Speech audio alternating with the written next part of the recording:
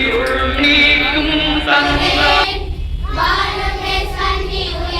ஆயிரம் கரங்கள் நீட்டி அணைக்கின்ற தாயே போற்றி அருள் பொங்கும் முகத்தை காட்டி இருள் நீ